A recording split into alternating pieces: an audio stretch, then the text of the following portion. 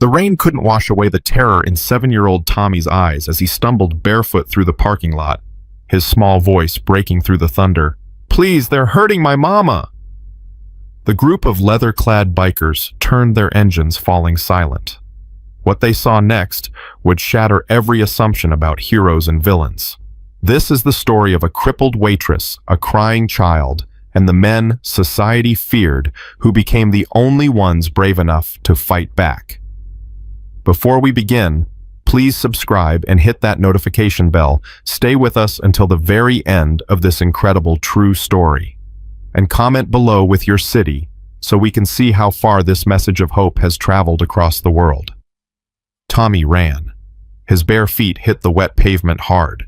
Rain soaked through his jacket. His chest hurt from crying, but he wouldn't stop. Please. He could barely get the word out. Somebody help. The parking lot was almost empty. Just 6 motorcycles lined up near the back and the men standing around them. Tommy's mama always said stay away from bikers, said they were dangerous. But the men inside the diner, they were hurting her right now. Please. Tommy reached the first biker, grabbed his leather jacket with both hands. They're hurting my mama. The man was huge. Gray beard, scarred knuckles, arms covered in tattoos. He looked down at Tommy, and for one terrible second, Tommy thought he'd made a mistake. Then the biker dropped to one knee. What's your name, son? Tommy. Tommy Washington. My mama works at the diner, and these men came, and they pushed her wheelchair, and she fell, and... How many men? 3, maybe 4.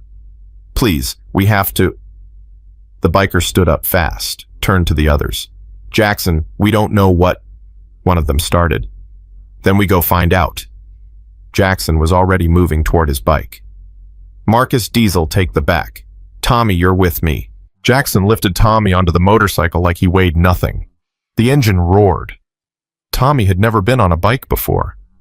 His mama would kill him, if she was okay, if she was alive. The thought made his stomach twist. They drove slowly toward the diner. Through the window, Tommy could see shapes moving, fighting. That's it, Tommy said. That's... Glass shattered. A plate flew through the air inside. Jackson's arm wrapped around Tommy tight. Stay on this bike. Don't move until I say. The 6 bikers walked toward the door together. Their boots made the same sound on the wet ground. Jackson reached the door first. Tommy saw his mama on the floor. Her wheelchair was tipped over, one wheel still spinning. She was trying to crawl toward it, dragging her legs behind her, and a man in a suit stood over her. 2 other men flanked him. All 3 were smiling. I don't know what you think you're doing, Lena. The suit man's voice was cold. But nobody walks away from Victor Hayes. 6 months back rent, and I'm done being nice. The rent is paid. Mama's voice shook, but she kept talking. I have receipts. You know Receipts burn, sweetheart. Just like this whole place burns if you don't cooperate. Victor grabbed her face. Squeezed. The door crashed open. Jackson moved fast. His fist caught the first thug in the jaw. The man went down hard.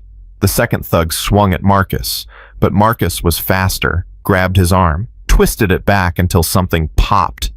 The thug screamed. Victor stumbled backward. What the hell, who are you? Jackson didn't answer. He walked past the groaning thugs, straight to Mama, knelt down beside her. Ma'am, are you hurt? Mama stared at him. Her lip was bleeding. My son. Where's... Safe. On my bike outside. Jackson looked at the biker with the tattoos on his neck. Diesel, get her wheelchair. You can't do this. Victor's voice cracked. I own half this town. I'll call the police and... Call them. Jackson helped Mama into her wheelchair. His hands were gentle. Tell them you were assaulting a disabled woman. I never touched her. I got video. The youngest biker held up his phone.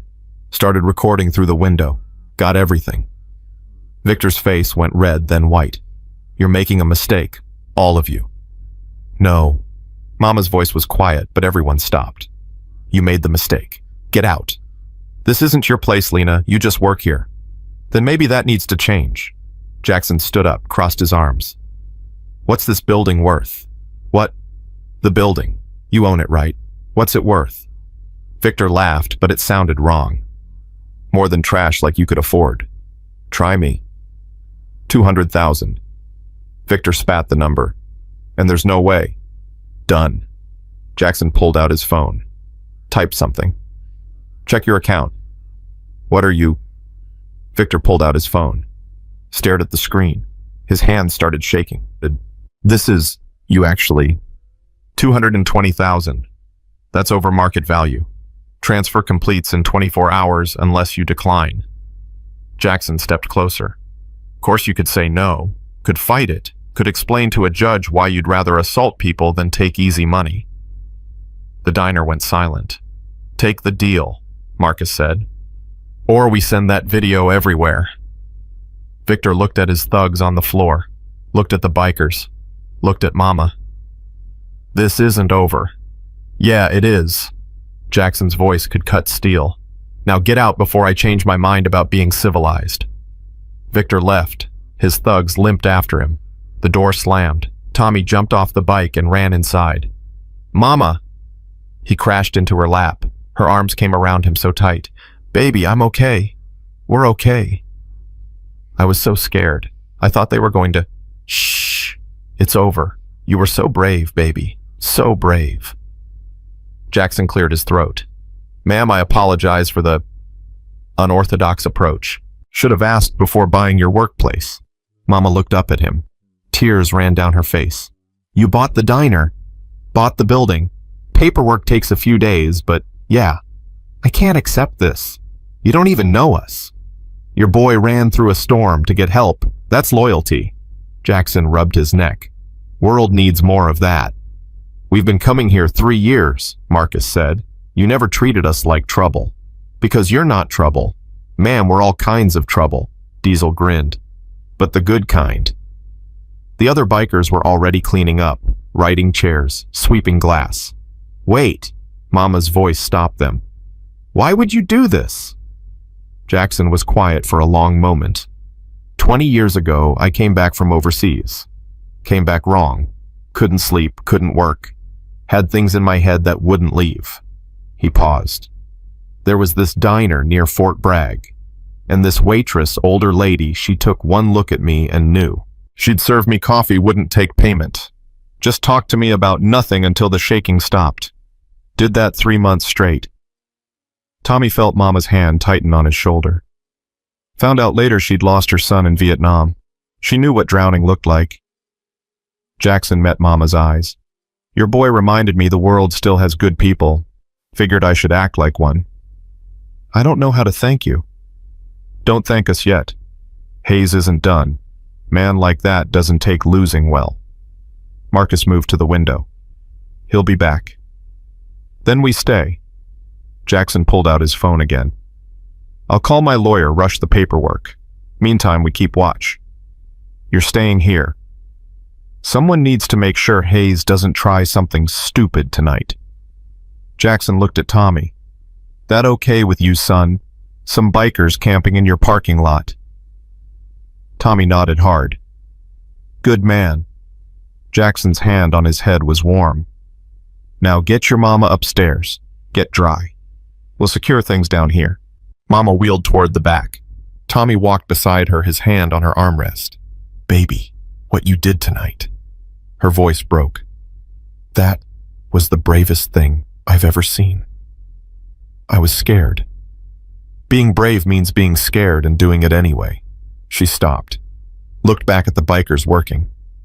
And you found exactly the right people. Upstairs, in their tiny apartment, Tommy helped Mama change into dry clothes, made her tea with too much sugar. They sat on the old couch together. Mama. Yeah, baby. Are we going to be okay? She pulled him close. Yeah, I think maybe we are. Tommy closed his eyes, listened to the sounds downstairs, the bikers moving around, protecting them. For the first time in forever, he felt safe. 3 hours later, Tommy woke to voices downstairs. Loud voices. Mama was asleep on the couch beside him. He slipped out carefully, tiptoed to the door, cracked it open. Telling you Hayes isn't going to let this go. That was Marcus. I know, Jackson's voice. That's why we're here. For how long we can't babysit forever. Long enough to make sure they're safe. Tommy crept down the stairs. Stopped halfway where he could see into the diner through the railing. The bikers sat around a table. Coffee cups everywhere. Jackson had papers spread out in front of him. Lawyer says the transfer's solid, Jackson said. Hayes can't back out without admitting he took the money. But Marcus is right. He's going to retaliate. So what's the play? Diesel lit a cigarette. We can't guard this place 24/7. We need to know what we're dealing with. Hayes doesn't work alone. Men like that, they have connections. Jackson looked at the youngest biker. Spider, what'd you find? Spider opened his laptop. Victor Hayes, real estate developer, owns about 30 properties in town.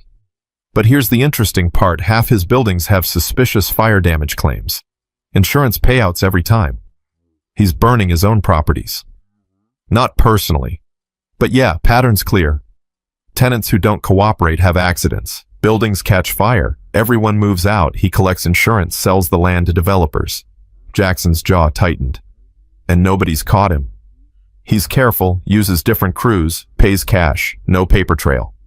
Until now. Jackson tapped the phone. We've got him on video threatening Lena, threatening to burn this place. That's not enough for the cops. Marcus shook his head. Rich guy like Hayes. He'll say it was a figure of speech. Get a good lawyer, walk away clean. Then we need more. Or we handle it ourselves. Diesel cracked his knuckles. Pay Hayes a visit. Make it clear what happens if he comes back. No, Jackson's voice was hard. We do this right. Legal. Otherwise, we're just proving everyone who calls us thugs correct. Tommy's foot slipped, made a sound on the stairs. 6 heads turned toward him. Tommy, Jackson stood up. What are you doing awake? I heard voices. I wanted to make sure. He trailed off. Come here, son. Tommy walked down the rest of the stairs. Jackson pulled out a chair. Sit. Tommy sat. The bikers looked at each other. How much did you hear? Jackson asked. You think Mr. Hayes is coming back? Yeah, I do. And you're trying to stop him. That's right. Tommy's hands shook. He put them in his lap. My mama, she always says people like us, we just have to keep our heads down. Don't make trouble, but trouble finds us anyway. Your mama's a smart woman, but she's wrong about one thing. Tommy looked up at Jackson. Keeping your head down doesn't make you safe. It just makes you easy to hurt. The bikers went still. That's a hard lesson for a 7-year-old to learn, Marcus said quietly. I'm almost 8. Tommy's voice was small. And I learned it a long time ago. Jackson put his hand on Tommy's shoulder. What happened? Last year, before we moved here, we lived in a different place, different town. Mama worked at a restaurant there too. Tommy swallowed hard. The owner, he was mean. Used to yell at Mama, call her names. Said she was too slow, that the wheelchair got in the way. What'd your mama do? Nothing. She just took it. Said we needed the job, needed the money. Tommy's eyes burned. Then one day I talked back to him. Told him to stop being mean to Mama. He got really mad. Fired her right there. Jesus, Diesel muttered. We had to leave town. Couldn't find another job there. Everyone knew that owner believed his lies about Mama. Tommy looked at Jackson. So we came here. And Mama told me, keep your head down, baby. Don't make waves. But Mr. Hayes, he doesn't care if we keep our heads down. He's going to hurt us anyway. The diner was silent, except for the hum of the refrigerator. You're right, Jackson said finally. Men like Hayes, they prey on people who can't fight back. And they keep doing it because nobody stops them. So how do we stop him? Jackson almost smiled. Son, this isn't your fight. Yes, it is. He hurt my mama. That makes it my fight. Marcus laughed, but it wasn't a mean laugh. Kid's got a point. He's 7, Jackson said. Almost 8, Tommy corrected. Almost 8. And he should be upstairs sleeping, not down here planning strategy. But, no buts. Listen to me, Tommy. Jackson knelt down so they were eye level. What you did tonight running for help, that took real courage. But courage doesn't mean throwing yourself at every danger. Sometimes it means being smart. Letting the adults handle things while you protect what matters most. My mama. Exactly. So here's what you're going to do. You're going to go back upstairs. You're going to stay with your mama. And if anything seems wrong, you hit this. Jackson pressed something into Tommy's hand. Tommy looked down. A small button on a keychain. That's a panic button, Jackson explained. You press it, every phone in this room buzzes. We come running. Understand? Tommy nodded. Good.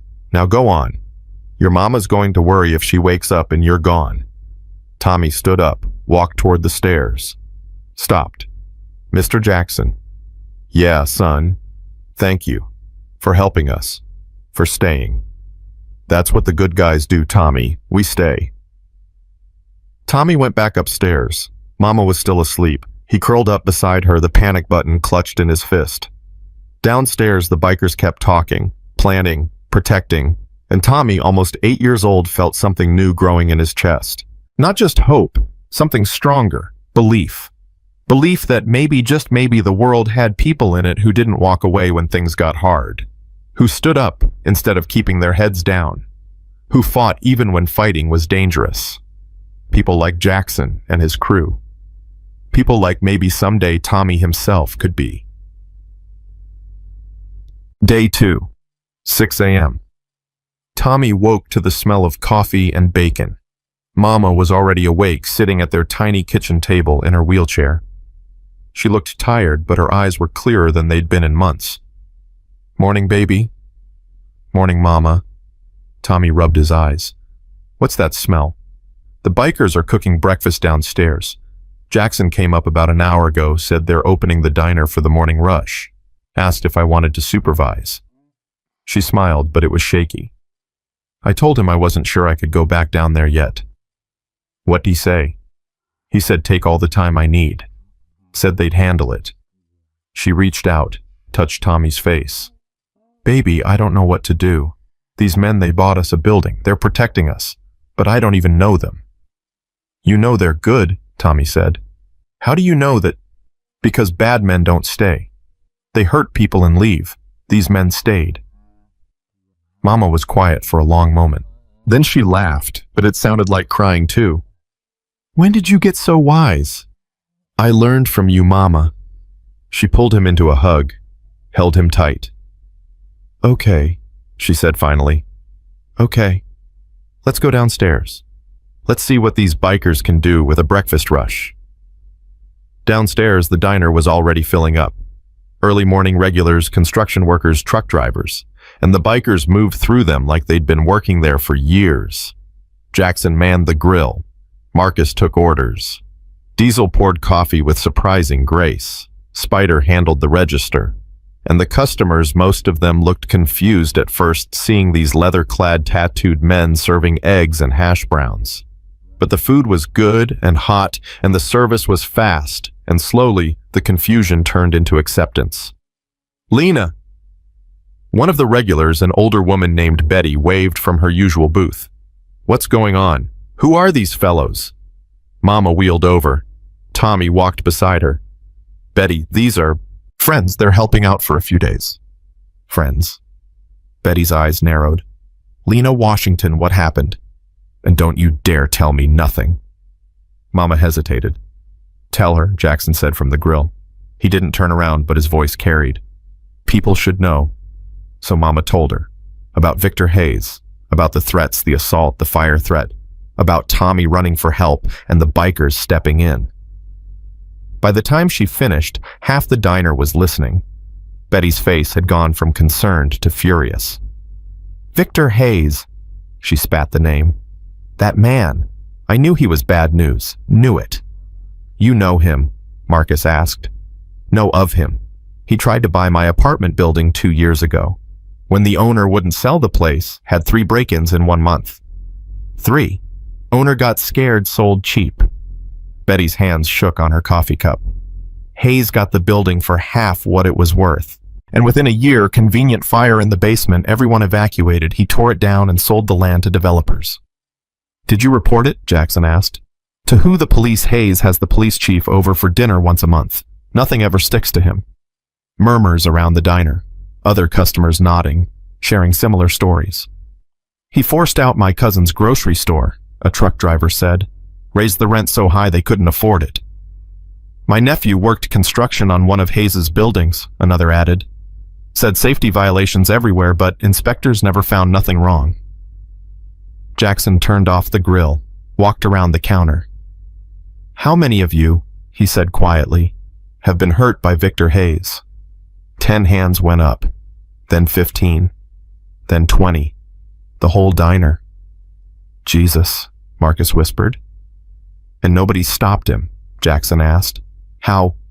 Betty spread her hands. He's rich, connected. We're just regular people. What are we supposed to do? You're supposed to stand together. Jackson's voice was steady. One person against Hayes. He crushes them. 20 people. 30. That's a lot harder to crush. You want us to what? Organize file complaints? Betty laughed bitterly. We've tried that. Nothing happens. Because you tried it his way, through his systems, his rules. Jackson pulled out his phone, showed them the video Spider had recorded. But what if we had evidence? Real evidence? What if we had testimony from everyone he's hurt? What if we went to the news, the state police, the FBI, if we have to? The FBI. Someone laughed. For what? Arson, insurance fraud, racketeering, assault. Jackson looked at Mama. This isn't just about one diner anymore. This is about a pattern, a man who's been preying on this community for years. The diner went silent. You think that would work? Betty asked quietly. I think it's worth trying. And I think if everyone in this room told their story, it would be a lot harder for Hayes to make it all go away. What if he comes after us? Someone asked. What if he retaliates? Then you call us. Marcus stood up. We'll be here. For how long? As long as it takes. Tommy watched faces around the diner, saw fear, saw doubt. But underneath it, something else. Hope. The same thing growing in his own chest. I'll do it, Betty said. I'll tell my story. Me too, said the truck driver. And me. Count me in. One by one, voices joined in, until the whole diner was a chorus of agreement. Jackson pulled out a notebook. Okay, let's start taking statements. Everything Hayes has done, everyone he's hurt. We document it all, and then we bury him with it. 2 hours later, the diner had emptied out. Customers gone, replaced by determination. Jackson had 3 notebooks filled with statements. Spider had video recordings of 12 different people on his laptop. Mama sat at a table with Betty and 2 other women, all of them talking quietly, sharing stories, supporting each other. Tommy helped Diesel clean tables. It felt good to be useful. Kid, can I ask you something? Diesel said. Sure. Last night when you ran for help, were you scared of us? Tommy thought about it. Yeah, a little. But you asked anyway. My mama needed help. Being scared didn't matter. Diesel smiled. You're going to be something when you grow up, you know that. What do you mean? I mean, you've got the kind of courage most grown men don't have. The kind that pushes through fear instead of running from it. Diesel ruffled his hair. That's rare, kid. Don't lose it. The door opened. A woman walked in, mid-30s professional clothes camera bag over her shoulder. I'm looking for Jackson Reed, she said. Jackson looked up from his notebooks. That's me. My name is Sarah Chen. I'm a reporter with Channel 7 News. She pulled out a business card. I got a tip that you might have a story about Victor Hayes I'd be interested in. The diner went completely silent. Who told you that? Jackson asked carefully. Anonymous call about an hour ago. Said there was video evidence of Hayes assaulting a disabled woman. Said there were dozens of witnesses to his crimes. She looked around. Is any of that true? Jackson and Marcus exchanged glances. Could be, Jackson said slowly. Depends on what you plan to do with the information. My job. Investigate, verify, report if it checks out. Sarah's eyes were sharp. I've been hearing rumors about Hayes for 2 years. Problem is, nobody wants to go on record. Too scared. But if you have actual evidence, we might. Jackson stood up. But before we show you anything, I need to know something. Who called you? I told you anonymous. Man or woman? Woman, older, said her name was Betty. Betty raised her hand from across the diner. That was me, called from the payphone outside. Why? Mama asked. Because Jackson's right. We can't fight Hayes alone. But maybe with the news, with evidence, with all of us together. Betty's voice was strong. Maybe we finally can. Sarah Chen looked around the diner, at the bikers, at Mama in her wheelchair, at Tommy standing beside Diesel, at the notebooks full of statements and the laptop full of recordings. This is really happening, she said quietly. You're all actually standing up to him.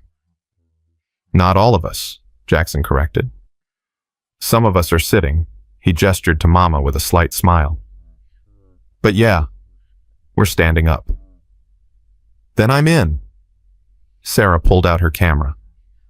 Let's take down Victor Hayes. Tommy felt Mama's hand on his shoulder, looked up at her. She was crying but smiling too. This is really happening, she whispered. Yeah, Mama, it is. And for the first time, Tommy understood something important, something that would stay with him forever. Heroes didn't always wear capes or badges. Sometimes they wore leather jackets and served breakfast. Sometimes they rolled instead of walked and refused to stay silent. Sometimes they were 7 years old, almost 8, and they ran through the rain crying for help even though they were terrified. Because being a hero wasn't about being fearless. It was about being afraid and fighting anyway. It was about staying when everyone else walked away. It was about standing up or sitting up or riding up or whatever you had to do and saying no more. And as Tommy stood in that diner surrounded by bikers and neighbors and a reporter with a camera, with his mama's hand on his shoulder and Jackson's steady presence like a shield, he knew one thing for certain. They were going to win. Because bullies like Victor Hayes only win when good people do nothing. And this time, good people were doing everything. Sarah Chen set up her camera on a tripod while Jackson gathered everyone around the main table. Tommy counted 14 people now, not including the bikers. 14 people who'd decided they were done being afraid. Before we start recording, Sarah said, I need to make sure everyone understands what this means. Once your testimonies are on camera, there's no taking them back. Hayes will know who spoke against him. Let him know. Betty's voice was steady. I'm 73 years old. Spent too much of my life being scared of men like him. I'm in, the truck driver said. His name was Frank. Tommy had learned. My nephew deserves better than working on death traps for pennies. One by one, they agreed. Sarah started recording. The stories came out slowly at first, then faster. Each person's testimony bleeding into the next until Tommy could barely keep track. Hayes had his fingers in everything. Buildings condemned just before he bought them cheap. Businesses forced out by sudden rent hikes. Fires that always seemed to happen right before insurance expired. Mama wheeled forward when it was her turn. My name is Lena Washington. I've worked at this diner for 3 years. Never missed a day. Never caused trouble. Her voice didn't shake. Yesterday, Victor Hayes came into my workplace with 2 men. He claimed I owed back rent. I showed him receipts proving I'd paid. He grabbed my wheelchair and pushed it over. I fell. He told me receipts could burn, that this whole place could burn. Sarah's face was stone, but her eyes were angry. And then what happened? My son ran for help, found these men. Mama gestured to Jackson and his crew. They stopped Hayes, bought this building so he couldn't hurt us anymore. You bought the building, Sarah turned to Jackson. How much? Like 220,000. Transfers already processing. That's a lot of money to spend on strangers. They're not strangers anymore. Jackson's voice was flat, matter of fact. And someone needed to stop Hayes. Sarah interviewed each biker next, got their names, their backgrounds. Marcus, former Army, 2 tours in Iraq. Diesel worked construction for 15 years before an injury forced him out. Spider, computer security specialist who'd found the pattern in Hayes' insurance claims. And Jackson, Marine Corps, 3 tours, decorated veteran who came home broken and rebuilt himself one day at a time. Why get involved? Sarah asked Jackson. You could have just kept riding. Could have, Jackson looked at Tommy. But that kid ran through a storm barefoot to save his mother. If a 7-year-old can be that brave, what's my excuse? Almost 8, Tommy said quietly. Jackson almost smiled. Almost 8. Sarah filmed for 2 hours straight. When she finally stopped, the diner felt different, heavier, like the weight of all those stories pressed down on the walls. This is good, Sarah said, reviewing footage on her camera. This is really good, but I need more. I need proof of the insurance fraud, proof of the fires, documentation. I can get that. Spider opened his laptop. Give me Hayes' property addresses. I'll pull building permits, fire reports, insurance claims. Cross-reference dates and amounts. That's a lot of records. I'm fast. Sarah rattled off addresses from her notes. Spider's fingers flew across the keyboard. Got the first one. Commercial building on 5th Street. Fire reported March 2023. Insurance claim filed 3 days later. Payout of $400,000. Building condemned, land sold 6 months later for twice that. He kept typing. Second property, apartment complex on Riverside. Fire September 2023. Same pattern. Quick claim, big payout, sold the land. How many properties total? Jackson asked. Spider scrolled through records. 15 fires in 3 years. All Hayes' buildings. All insured heavily right before the incidents. Total insurance payouts. He whistled low. $3.2 million. Jesus Christ. Sarah grabbed her phone. That's not bad luck. That's a pattern. That's prosecutable. If we can prove Hayes ordered the fires, Marcus said, insurance fraud is federal, but we need direct evidence linking him to the arsons. The men who attacked Lena, Mama said suddenly, one of them when they were leaving, he said something. He said boss won't like this when Jackson made them go. Boss.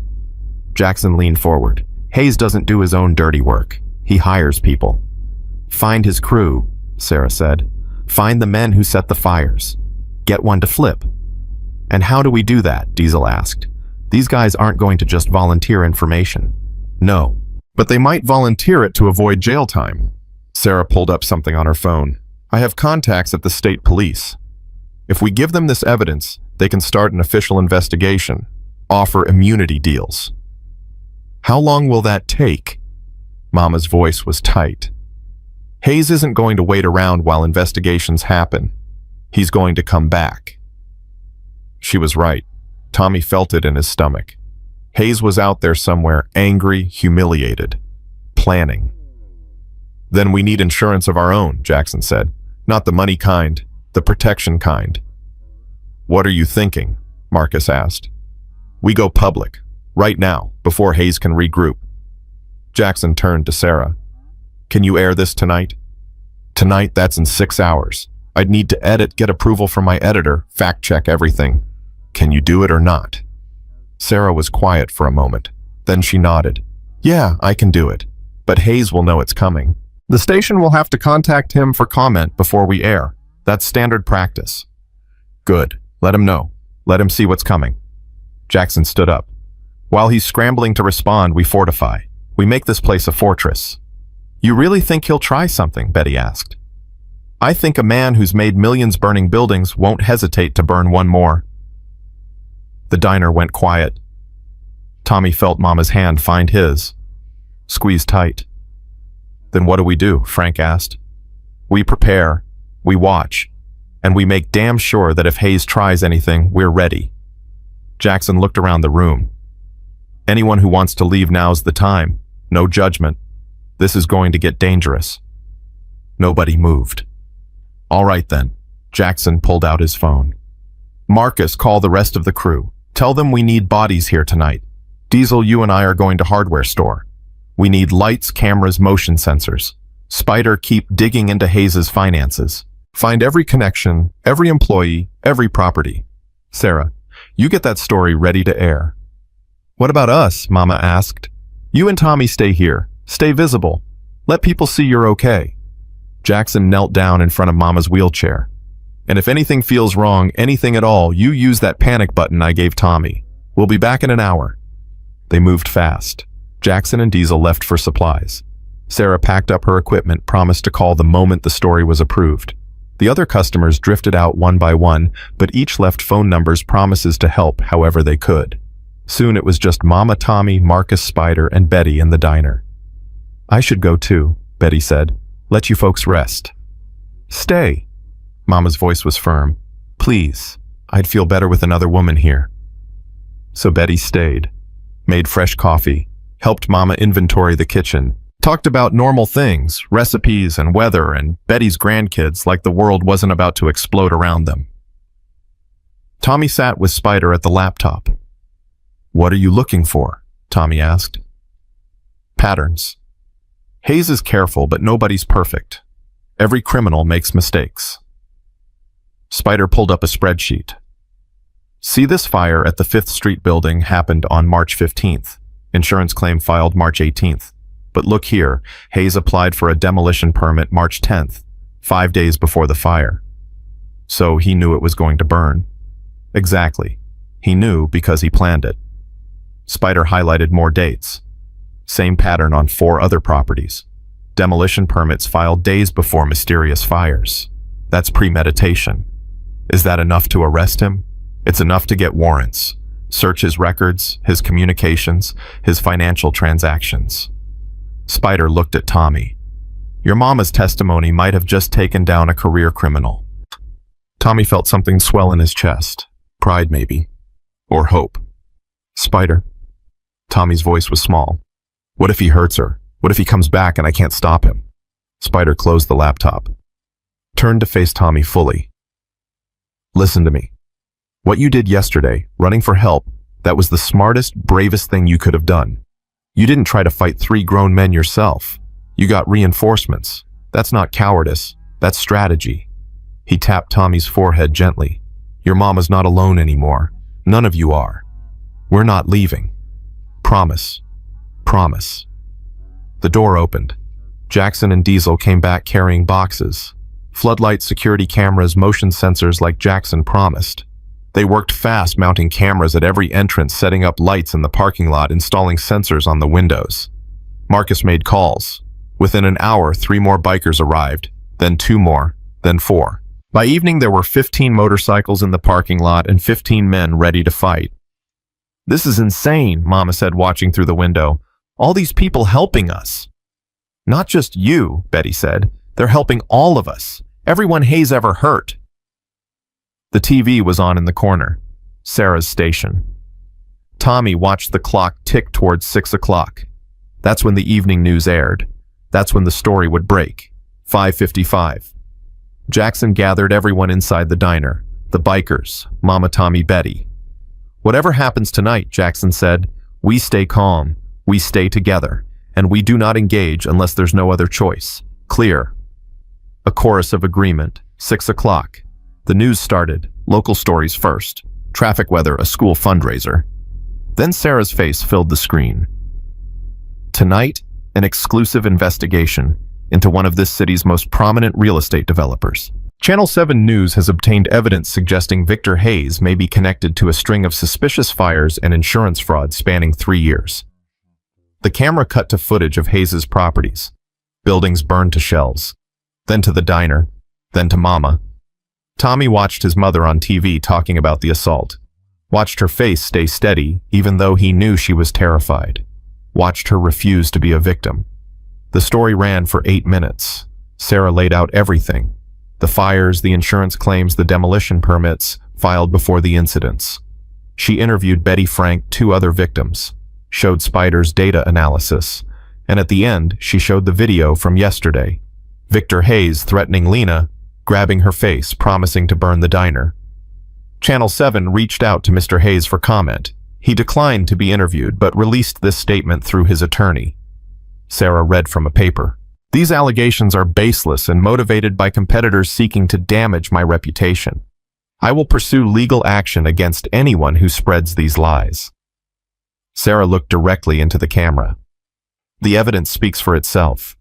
This station has turned over all documentation to state police.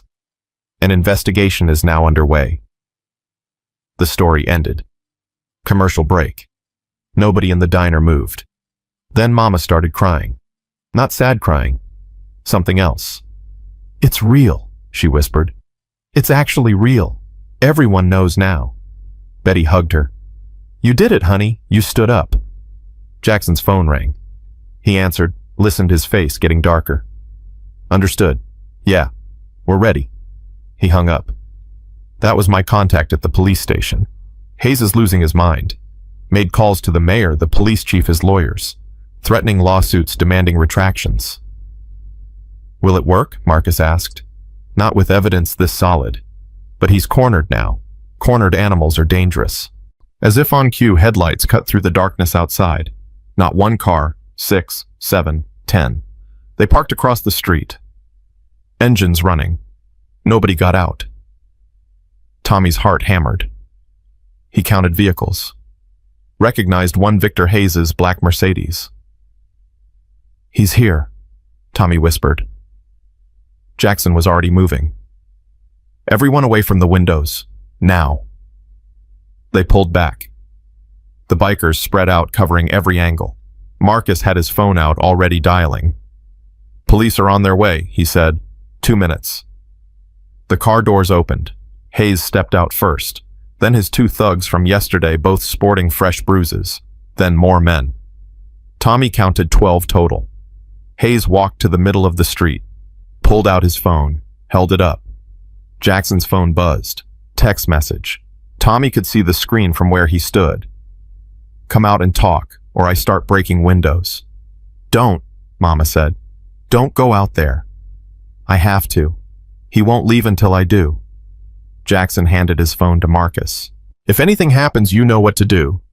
"Jackson, I'll be fine. Just keep everyone inside." Jackson walked out alone. The diner door closed behind him. Tommy pressed against the window. Mama tried to pull him back, but he needed to see. Jackson stopped 10 feet from Hayes, close enough to talk, far enough to react if Hayes tried something. "You made a mistake," Hayes said, his voice carried in the quiet night. "Coming after me, turning these people against me. You made the mistake, thinking you could hurt people without consequences." "Consequences?" Hayes laughed.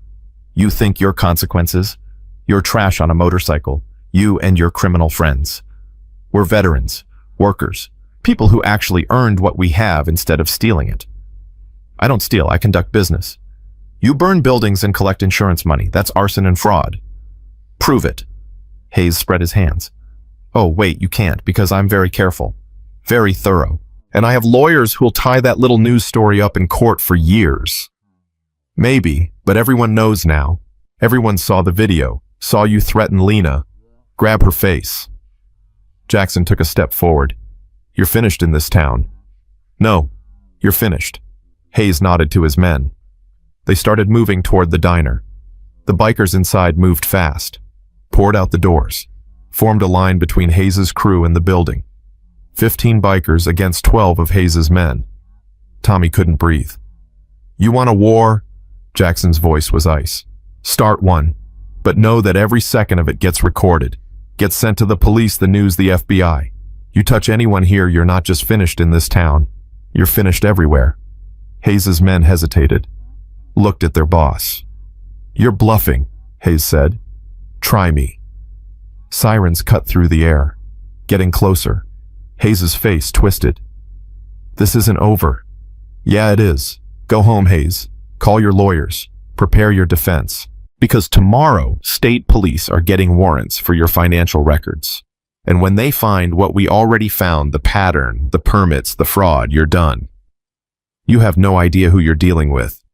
Former Marine, 2 Bronze Stars, 3 tours in Fallujah. I've dealt with worse than you before breakfast." Jackson's voice dropped. "Last chance. Leave. Now. Or I stop being polite." 2 police cars pulled up. 4 officers got out. "What's going on here?" The lead officer looked between Jackson and Hayes. "We got a call about a disturbance." "No disturbance, officer." Hayes straightened his suit. "Just having a conversation." "Conversation's over," Jackson said. "Mr. Hayes was just leaving." The officer looked at Hayes's crew, at the bikers, at the diner behind them. "That true, Mr. Hayes, you leaving?" Hayes stared at Jackson, at the diner, at Mama visible through the window. "For now," he said finally, "but this conversation will continue." "No, it won't." The officer stepped between them. "Mr. Hayes, I'm going to need you and your associates to clear out. And Mr. Reed, you and your friends need to stand down. We're just protecting property, officer. Our property." The officer's eyebrows went up. "Your property. As of yesterday. Transfer's already processing. This is my building now. These are my tenants."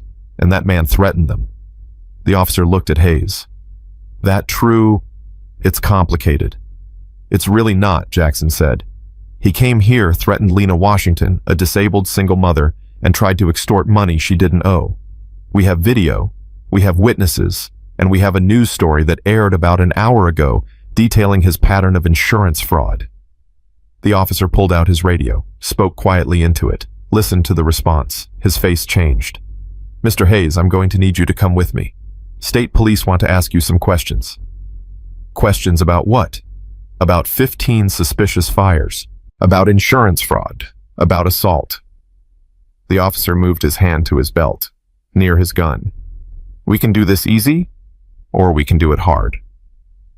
Hayes's face went through colors: red, white, purple. "You'll regret this," he said to Jackson. "All of you will regret this." "The only regret I have," Jackson said quietly, "is that I didn't find you sooner." "How many people did you hurt before we stopped you?" Hayes didn't answer, just turned and walked to his car. The officers followed, his crew scattered engines, starting cars, pulling away. Within 5 minutes, the street was empty except for the bikers and one remaining police car. The officer walked over to Jackson. "Reed, right, you're the one who bought the building." "That's right. That was either the bravest or the stupidest thing I've seen in 20 years on the force. Maybe both." "Yeah." The officer almost smiled. "Look off the record, Hayes has been getting away with this crap for too long. Good people been scared to speak up. What you did getting them to testify, getting evidence together that took guts. Wasn't just me. Lena Washington and her son started this. I just helped finish it." The officer looked at the diner, at Mama and Tommy visible through the window. "She's lucky she found you." "I'm lucky I found her." The officer got back in his car, drove off. Jackson stood alone in the street for a moment. Then he turned and walked back to the diner. The door opened. Everyone inside exhaled at once. "Is it over?" Betty asked. "Not yet, but we won this round." Jackson looked at Mama. "State police have Hayes. They'll hold him for questioning. With the evidence we gave them, they can get search warrants. Once they go through his files, his computers, his financial records, he's done." "He said it wasn't over," Tommy said. His voice shook. "He said we'd regret it. Empty threats.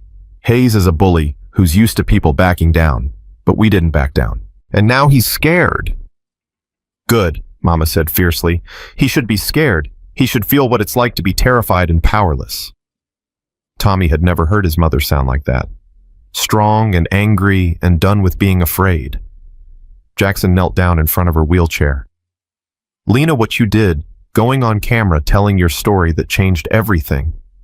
You gave other people permission to speak up, to stop being victims. That's heroic. I was terrified the whole time. Courage isn't the absence of fear, it's acting despite it."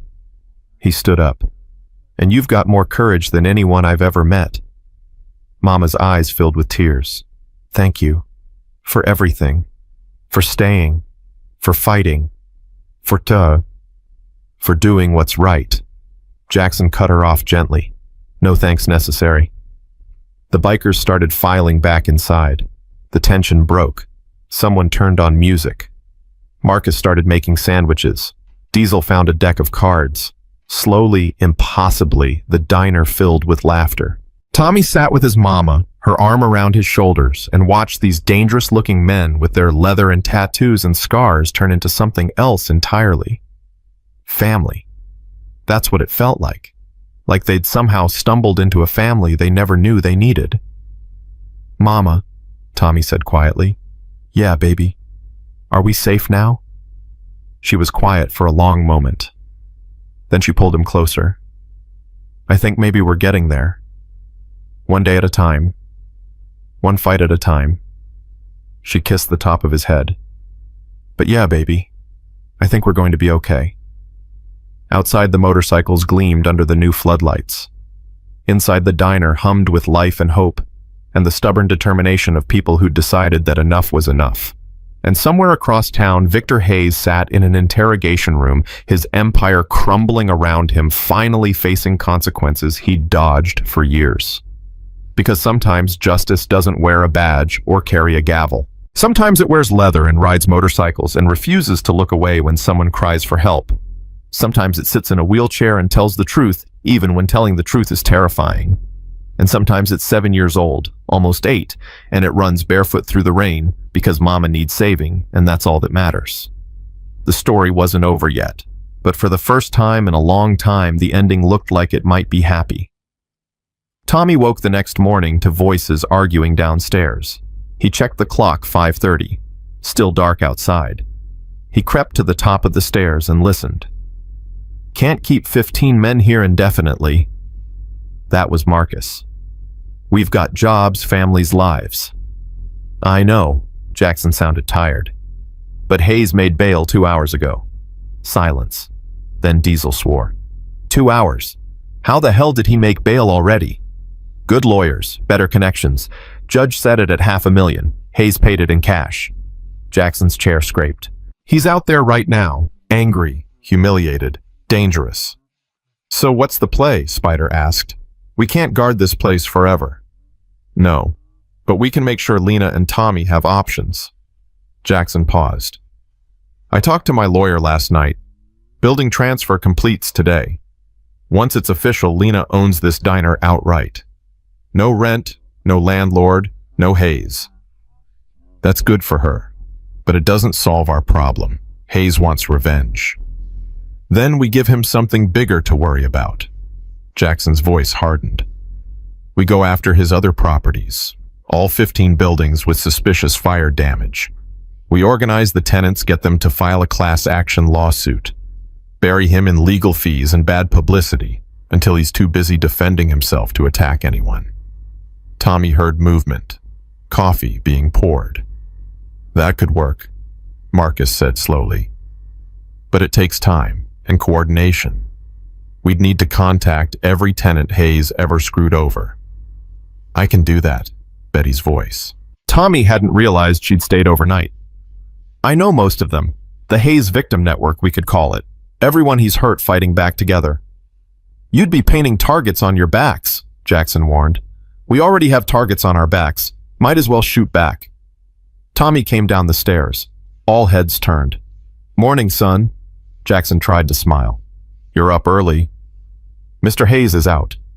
"You heard that?" Tommy nodded, felt his stomach twist. "Is he coming back?" "Probably, but we'll be ready." "I don't want Mama to know. Not yet. She finally slept through the night." Tommy's voice cracked. "She hasn't done that in months." Jackson studied him for a long moment. Then he nodded. "Okay. We won't tell her until we have to. But Tommy, I need you to understand something. Your mama's stronger than you think. Stronger than she thinks. What she did yesterday, going on camera, that took a kind of courage most people never find. I know she's strong, but she's scared too. And she's tired of being scared." "We're all tired of being scared," Betty said softly. "That's why we have to keep fighting." The diner door opened. Sarah Chen walked in carrying her camera bag and 3 boxes of donuts. "Figured you all could use breakfast." She set the boxes down. "And I have news. Big news." Everyone gathered around. State police executed search warrants on Hayes' office and home this morning. Found financial records going back 5 years. Email correspondence with 3 different arson crews. Text messages coordinating fire dates with insurance renewals. Sarah pulled out her tablet, showed them photos. They've got him cold. Federal prosecutor is filing charges today. Arson, insurance fraud, conspiracy, extortion. How long until trial? Jackson asked. 6 months, maybe a year. But with evidence this solid, his lawyers are already talking plea deals. So he's done. Diesel grinned. We actually took the bastard down. Not quite. Sarah's face got serious. Hayes still has resources, money connections, people loyal to him, and he's out on bail. My sources say he's desperate, talking about leaving the country, hiding assets offshore. He's running, or planning something big, one last move before the walls close in. Sarah looked at Jackson. Your name came up in his emails. Twice. Both times in the last 12 hours. The temperature in the room dropped. What did the emails say? Marcus asked. Deal with Reed and his biker trash. Make them regret interfering. That was sent to someone named Derek Moss. Known enforcer, multiple assault charges, somehow always gets off on technicalities. Tommy's heart pounded. Who's Derek Moss? Bad man, Jackson said shortly. Used to work security for various criminal enterprises. If Hayes hired him, things are about to get ugly. Then we call the police, Betty said. Show them the emails. Get protection. Police can't do anything until Moss actually makes a move, and by then it might be too late. Jackson stood up. We need to be proactive. Meaning what? Meaning we find Derek Moss before he finds us. Spider was already on his laptop. Give me 10 minutes. Mama's wheelchair squeaked at the top of the stairs. Tommy looked up to see her descending slowly, carefully. Morning, baby. She smiled at Tommy, but her eyes were wary, scanning faces. Why does everyone look like someone died? Nobody died. Jackson moved to help her down the last few steps. But we've got developments. Tommy watched his mama's face as Jackson explained. Hayes making bail. The emails. Derek Moss. With each sentence, her expression got harder, more determined. So he's coming after us. It wasn't a question. Maybe. Probably. We don't know for sure. Yes, we do. Mama's voice was flat. Men like Hayes, they don't take losses well. He's lost his reputation, his business, his freedom. All he has left is revenge. Which is why we're handling it. No. Mama wheeled forward. You've done enough. You bought this building, organized resistance, stood between us and Hayes. But this Derek Moss person, he's not coming for you. He's coming for me, for Tommy. Because we're the ones who started this. Lena. Don't Lena me. I'm not stupid, and I'm not helpless. Her eyes blazed. You want to find this man, fine. But I'm part of the plan. This is my fight too. Mama, no. Tommy grabbed her hand. It's too dangerous. Baby, everything's dangerous. Living is dangerous. But I'm done hiding behind other people's protection. She looked at Jackson. What do you need from me? Jackson and Mama stared at each other. Tommy could feel the weight of the moment, the shift happening. Finally, Jackson nodded. Okay, you want in. Here's what we do.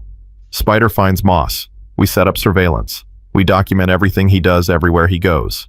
And we wait for him to make his move. And when he does, we spring the trap. Got him. Spider turned his laptop around. Derek Moss lives in an apartment complex on the east side. Drives a black pickup truck license plate. He rattled off numbers. Criminal record includes assault, battery, arson for hire. Did 3 years in state prison, got out 2 years ago. Sarah leaned in. Can you access his phone records? Not legally. That wasn't the question. Spider's fingers flew. Give me 20 minutes. While Spider worked, Marcus organized shifts. 3 bikers on the diner at all times. 2 following any vehicle that got too close. 1 stationed at the apartment complex watching Moss. This is a lot of manpower, Diesel said. We're burning resources fast. Then we make this count.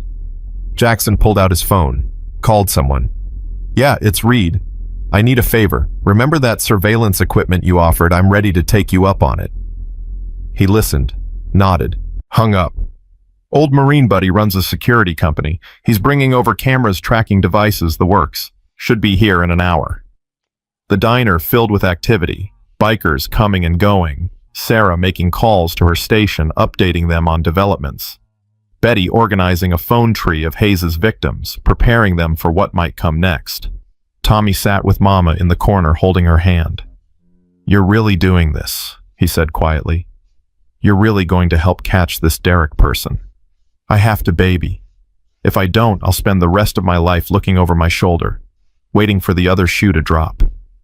She touched his face. "I want you to grow up in a world where bad men face consequences, where standing up means something." "I'm scared." "Me too, but we're scared together, and we've got help. Good help." Jackson's Marine buddy arrived, a compact man named Wilson with a military haircut and efficient movements.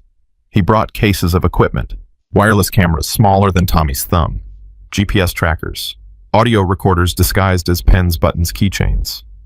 "This is serious hardware," Wilson said, laying everything out. "Federal-grade surveillance. Where'd you say you needed it?" "Tracking a man named Derek Moss. He's been hired to hurt people. We need to know where he goes, who he talks to, what he plans." Wilson didn't ask questions, just started teaching them how to use the equipment, how to plant trackers, how to retrieve footage remotely, how to stay invisible while watching. Within 2 hours, they had a plan. Marcus would follow Moss when he left his apartment, plant a tracker on his truck. Diesel and Spider would monitor his phone and internet activity. Sarah would coordinate with police, keeping them updated but staying legal, and Jackson would stay at the diner with Mama and Tommy, ready to respond if anything went wrong. "What about me?" Tommy asked. "You stay with your mama. Keep her safe." "I can do more. I can help." Jackson knelt down. "You are helping. The best thing you can do right now is be smart, be careful, and trust us to handle the dangerous parts." Tommy wanted to argue, wanted to be brave like yesterday when he'd run through the rain. But he saw the look in Jackson's eyes and understood. Sometimes courage meant staying back, letting others fight while you protected what mattered most. "Okay," Tommy said. "I'll stay with Mama." "Good man." Marcus left first, took his bike, rode to the east side, parked 3 blocks from Moss's apartment, sent a text 30 minutes later. "Subject leaving building, black pickup heading west." Spider tracked his phone signal on the laptop. "He's heading toward downtown. No, wait, he's turning.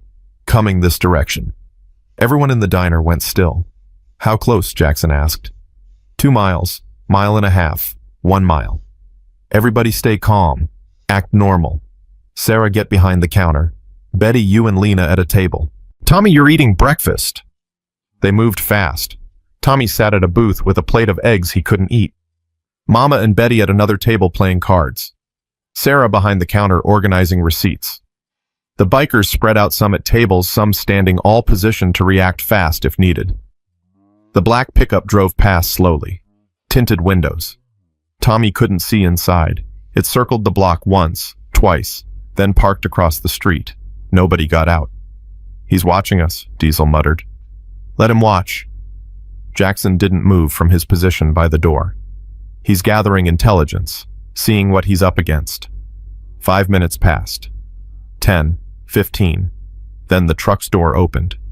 Derek Moss was bigger than Tommy expected. 6.5 feet, easy shoulders, like a linebacker face that looked like it had stopped a lot of punches. He walked across the street and stopped at the diner door. Jackson stepped outside. Tommy couldn't hear what they said, but he saw body language. Jackson standing, loose hands visible, non-threatening but ready. Moss tense, aggressive, trying to intimidate. The conversation lasted maybe 3 minutes. Then Moss got back in his truck and drove away. Jackson came back inside. His face was stone. "What did he say?" Marcus asked. "Said Hayes wants to make a deal. Wants me to convince Lena to drop her testimony. In exchange, Hayes will leave town, never come back." "That's bullshit," Diesel said. "Hayes isn't making deals. He's stalling." "I know. Moss was here to assess our numbers, our readiness. He wasn't expecting 15 bikers. Jackson looked at Sarah. "Did you get all that?" Sarah held up her phone. Video and audio, clear as day. Moss admitting Hayes sent him. Talking about suppressing testimony. That's witness tampering. "Send it to the police and the prosecutor. Add it to the pile." Sarah made the call, spoke urgently into her phone, hung up looking grim. "Prosecutor says it's good evidence but not enough to violate Hayes's bail. They need proof of imminent threat." He sent an enforcer to intimidate witnesses. How is that not imminent threat? Legal system moves slow. By the time they process paperwork, get a judge to sign off, revoke bail, could be days. "We don't have days." Jackson pulled out his phone, checked something. "Marcus, where's Moss now?" "Heading back east." "Wait, no, he's stopping. Some warehouse district." Spider pulled up a map. "That's Hayes's old commercial property, the one that burned in March." "Why would Moss go there?" "Only one reason." Jackson's voice was cold. "He's meeting Hayes, planning their next move." "Can we get eyes on them?" Sarah asked. "Already moving." Marcus's voice came through Jackson's phone, now on speaker. "I've got visual. Hayes's Mercedes just pulled up. He and Moss are going inside the warehouse." "Can you get closer?" "Trying. There's a loading dock with broken windows. If I can hold on." The phone went quiet except for Marcus's breathing. Footsteps. The creak of metal. Then voices. Faint, but audible. "Don't care how many bikers they have." That was Hayes. Angry, desperate. "I want that woman silenced. I want Reed and his crew scattered, and I want it done tonight." "Tonight's risky." Moss's voice was deeper, calmer. "They're ready for us. Cameras everywhere, multiple vehicles. We go in hard, somebody gets hurt. Police respond, we're caught." "Then be smart about it. Fire, explosion, make it look like an accident." "You want me to burn the diner?" "I want you to erase the problem. I don't care how." Hayes sounded manic now. "I'm losing everything. My business, my reputation, my freedom. All because some crippled waitress decided to grow a spine. Well, I'm done being nice. I'm done playing by rules. You handle this tonight or I find someone who will." Tommy's blood went cold. Mama's hand found his under the table, squeezed hard. "You getting this?" Jackson asked Sarah. She nodded, phone recording everything Marcus transmitted. "All right, I'll do it." Moss again. "But my fee just doubled. 100,000, cash, tonight after it's done." "Fine, whatever. Just make it happen. Give me until midnight. I'll need time to gather materials." "Midnight. And Derek, make sure nobody walks out of that building." The phone connection broke up. Footsteps, doors slamming, engine starting. Then Marcus back on the line. They're separating. Hayes heading north, Moss heading south. I can follow one but not both. Stay on Moss. He's the immediate threat. Jackson looked around the diner, at the bikers, at Mama and Tommy, at Betty and Sarah. "We've got 8 hours until midnight, time to fortify for real." "We should evacuate," Betty said. "Get Lena and Tommy somewhere safe." "No," Mama's voice was hard. "We run, Hayes wins. He burns this place down, collects insurance, we lose everything. I won't let him win. Lena, he's planning to kill you. He's been planning to hurt me since the day I said no to him. Only difference now is we know it's coming." She looked at Jackson. "You said we'd spring a trap, so spring it. Use me as bait." "Absolutely not. Why not? Moss comes here expecting easy targets. Instead, he finds 15 armed bikers and the police waiting. We catch him in the act, red-handed with accelerants and explosives. That's attempted murder, arson, conspiracy. That puts Hayes away forever." Jackson shook his head. "Too dangerous. If anything goes wrong, if we don't do this, he'll just try again. Tomorrow, next week, next month. He'll wait until you all leave, until we're alone and vulnerable, and then he'll strike." Mama wheeled closer to Jackson. "I'm tired of being vulnerable. I want to fight back." Tommy watched his mama transform.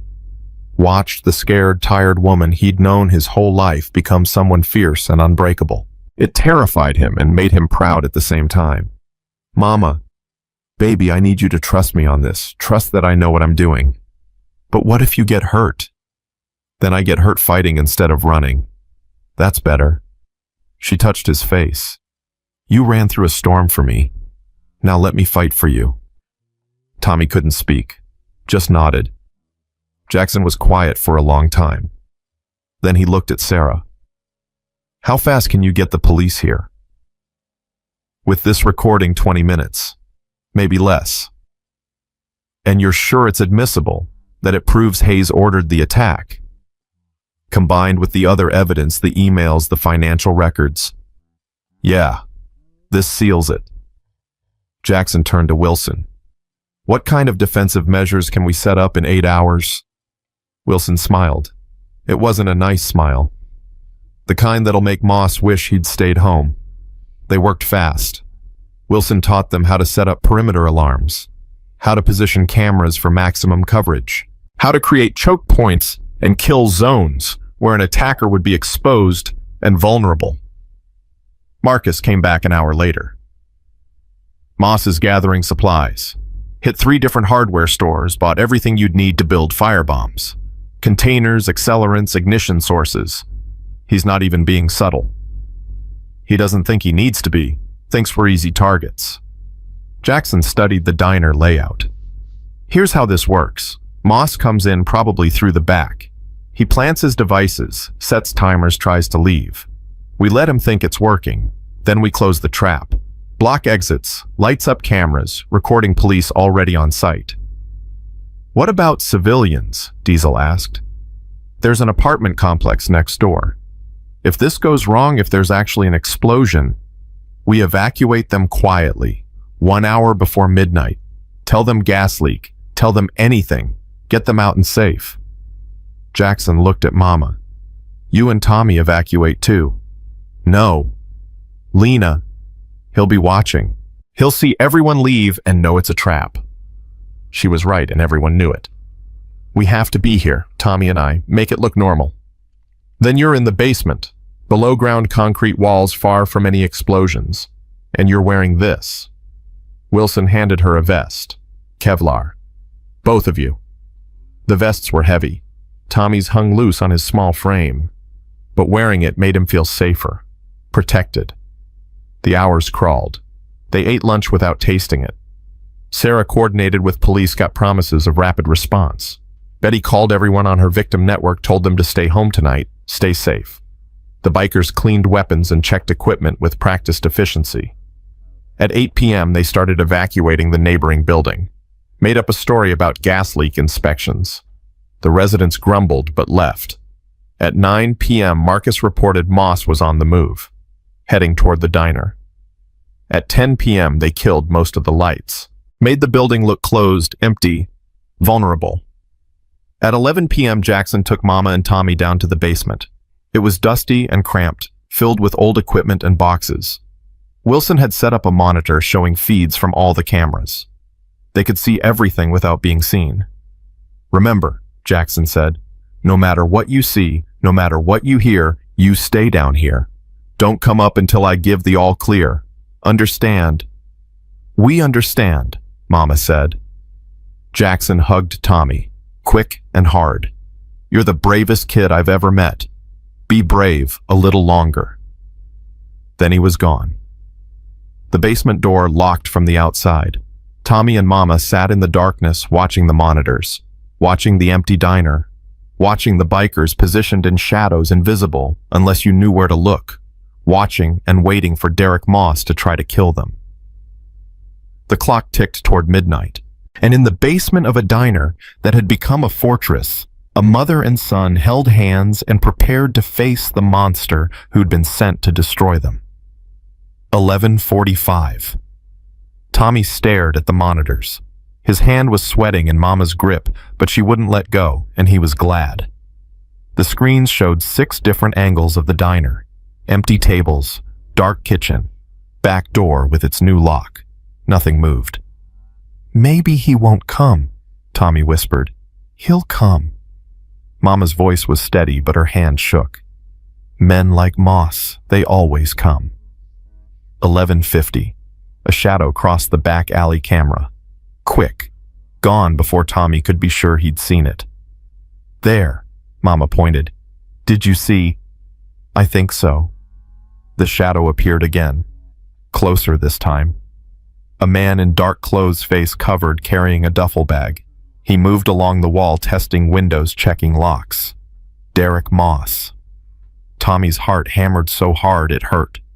Moss reached the back door, knelt down, pulled something from his bag. The lockpick. On another monitor, Tommy could see Jackson in the front dining room. He'd seen Moss too. Was signaling the other bikers. They shifted positions silently. The back door lock clicked open. Moss slipped inside. Tommy couldn't breathe. Couldn't think. Could only watch as this man who'd been sent to kill them moved through the diner like he owned it. Moss set his duffel bag on the counter, unzipped it, started pulling out containers. Liquid sloshed inside them. Accelerant. Gasoline maybe, or something worse. He worked fast. Professional. Placed containers in corners under tables near the kitchen. Ran cord between them. Fuse line. He's really going to do it, Tommy said. He's going to burn it all down. Not if Jackson stops him. But Jackson wasn't moving. None of the bikers were. They stayed hidden, watching, letting Moss incriminate himself completely. Moss finished placing the devices. 12 containers total. Enough to turn the entire diner into an inferno. He pulled out a timer, started setting it. That's when the lights came on. Every light in the diner blazed to life at once. Moss spun around, reaching for his waistband. Don't. Jackson stepped out from behind the counter, gun drawn. Hands where I can see them. Moss froze. His eyes darted around the room. Found Marcus to his left, Diesel to his right, Spider behind him. More bikers at every exit. You're surrounded, Jackson said. Drop whatever weapon you're reaching for. Do it slow. You're making a mistake. Moss's voice was calm despite the situation. You don't know who you're dealing with. Yeah, I do. Derek Moss, enforcer for hire, sent by Victor Hayes to burn this building with people inside it. You can't prove that. Actually, we can. Sarah stepped out from the kitchen camera, rolling. We have video of you meeting Hayes at the warehouse, audio of him ordering you to burn this place, and now footage of you placing incendiary devices throughout an occupied building. That's conspiracy to commit arson, conspiracy to commit murder, about 20 years worth of charges. Moss's calm cracked. The building's empty. I watched everyone leave. You watched us evacuate civilians. Smart move that. But the owners are still here. Jackson gestured to the basement. Lena Washington and her son. The people Hayes wants dead. They've been watching you the whole time. For the first time, Moss looked shaken. This is entrapment. No, this is justice. The front door opened. Police poured in. Not 2 officers like before. 10. Led by a woman in a suit with a federal badge. Derek Moss, I'm Agent Chen with the FBI. You're under arrest for conspiracy to commit arson, attempted murder, and about a dozen other federal charges. She nodded to the officers. Secure those devices. Get the bomb squad here now. Moss was cuffed and read his rights while officers carefully photographed and cataloged each incendiary device. The whole thing took maybe 3 minutes, but felt like hours. Finally, Agent Chen walked to the basement door, knocked 3 times. Mrs. Washington, it's safe now. The door unlocked. Jackson opened it from the outside. Mama wheeled out first, Tommy right behind her. The diner was full of people now. Police, FBI agents, bomb squad in heavy gear. And in the middle of it all, Derek Moss in handcuffs, staring at Mama like he couldn't believe she was real. You were supposed to be scared, Moss said, almost to himself. Supposed to run or hide, not set a trap. I'm done running. Mama's voice cut through the chaos. I'm done being scared of men who think violence is power. You came here to hurt my family, but my family grew, and you didn't account for that. Agent Chen pulled out a phone, made a call. We have Moss in custody. Execute the warrant on Hayes now. Yes, now, I don't care what time it is. Go. She hung up, looked at Jackson. Your recording was the key. Hayes ordering the hit, Moss agreeing to it. That gave us probable cause for immediate arrest. By morning, Victor Hayes will be in federal custody, facing life in prison. Good. Jackson's gun was still out, but pointed at the floor now. He hurt a lot of people. Time he paid for it. The bomb squad finished their work. declared the devices safe to remove. They were crude but effective. If they'd gone off, the whole building would have burned in minutes. Tommy kept thinking about that, how close they'd come, how different this night could have ended. "Baby, you're shaking." Mama pulled him close. "I thought when I saw him putting those things everywhere, I thought, I know, but we're okay, we're safe." "Are we really?" Tommy looked up at her. "Mr. Hayes is still out there. What if he sends someone else? He won't get the chance." Agent Chen knelt down beside Tommy's chair. "We've been investigating Hayes for 18 months. Had suspicions, but no solid evidence. What you and your mother did coming forward testifying, you gave us everything we needed. Hayes is finished. So are his connections, his crew, everyone who worked for him. This ends tonight. Promise. I promise." Tommy wanted to believe her, wanted to think it was really over, but he'd learned that promises from grown-ups didn't always mean safety. The police and FBI cleared out around 2 a.m., took Moss with them, took all the incendiary devices, left behind cards with numbers to call if there were any problems. The bikers stayed. Jackson made coffee. Marcus cooked eggs even though nobody was hungry. They sat around tables in the diner that almost burned eating breakfast at 2 in the morning because none of them could sleep.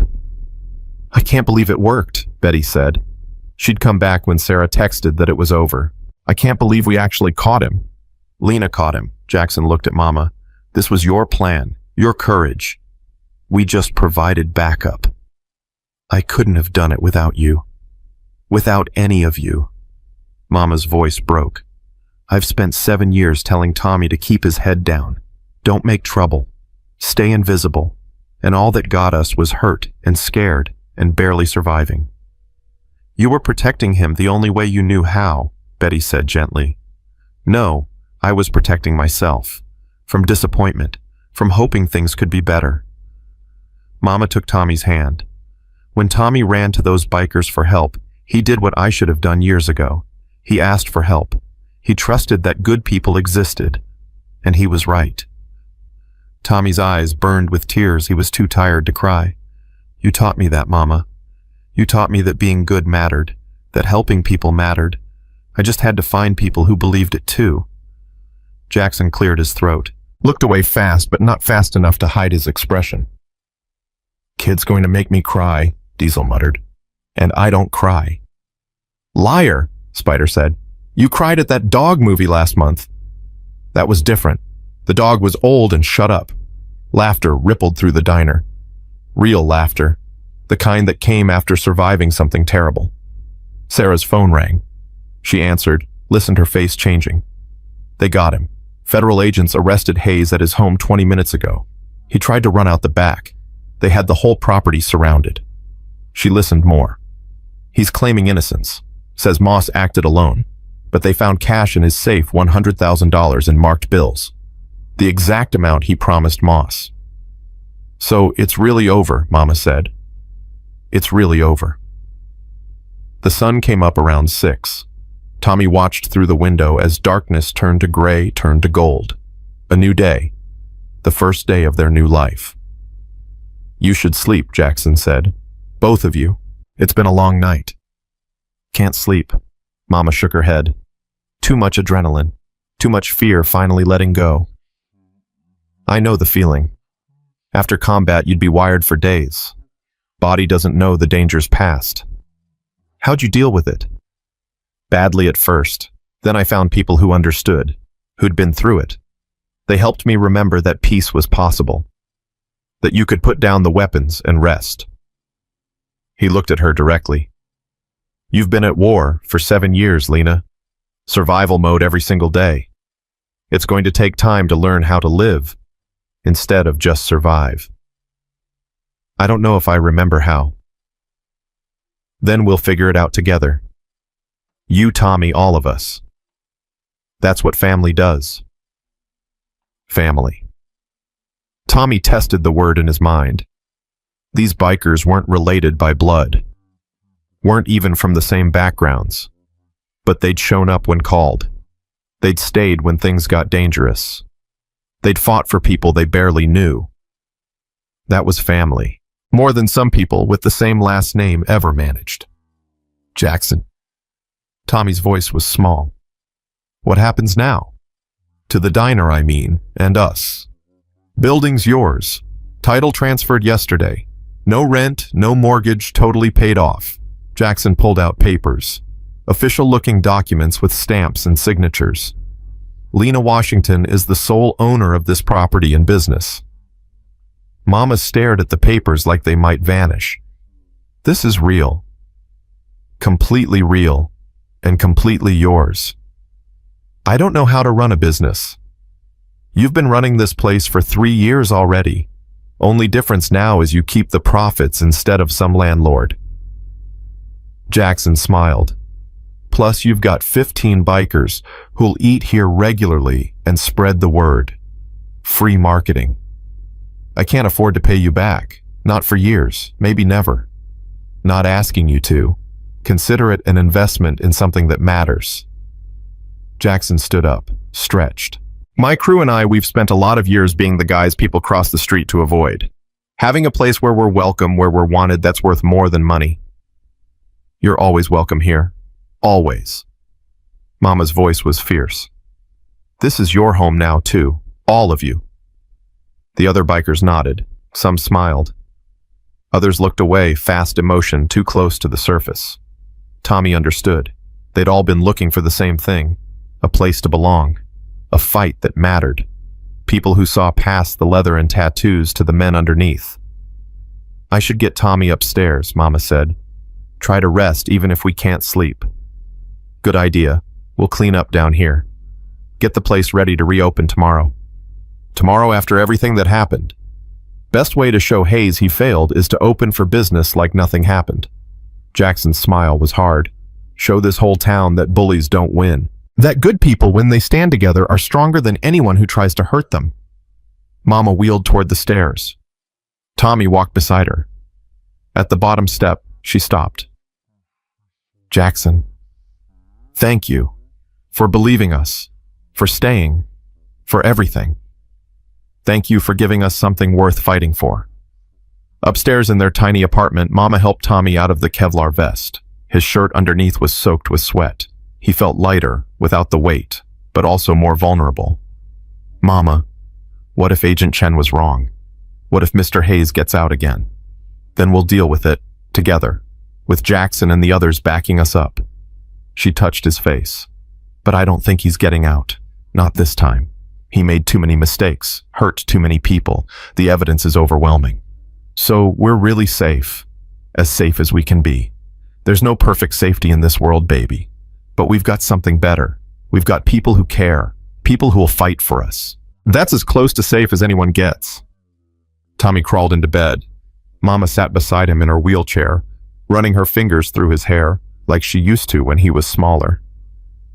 I'm proud of you, she said softly. So proud I can barely stand it. What you did running for help, you saved our lives. I was so scared. Being scared doesn't make you less brave. It makes you more brave.